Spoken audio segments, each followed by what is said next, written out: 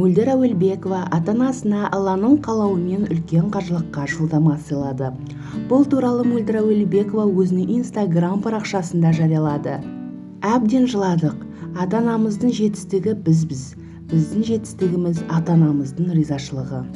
Әке-шешеміз үшін қауқарымыз жететін барлық жақсылықты істеуге талпынайық, көп көңіл бөлейік, қуантайық, құшақтайық, еркелетейік. Менің ата-анам Аллаға шүкір қажылар. 2 рет умра қажылыққа барып, сүннет амалдарын орындап келген.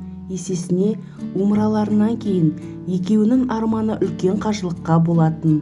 Бүгін міне Алланың қалауымен асылдарымызға бала шағаларының атынан кезекті үлкен сый жасадық. 5 парыздың бірі үлкен қажылыққа жолдама. Қуанышымызда шек жоқ. Осы күнді нәсіп еткен Аллаға сансыз шүкір. Менің алтын оқырмандарым, сіздерге де қажылық парызын өтеу нәсіп болсыншы. Шын ықыласымен сіздерге осыны тілеймін. Алла жар болсын. Әмин деп бөлісті Мөлдір Әуелбекова. Алладан үлкен қажылыққа бәрімізге де шақырту келсін. Егер видео ұнаса, лайк басып, видео астына өзіңіздің пікіріңізді жазуды ұмытпаңыз. Видеоны ұсынған Айс KZ каналы.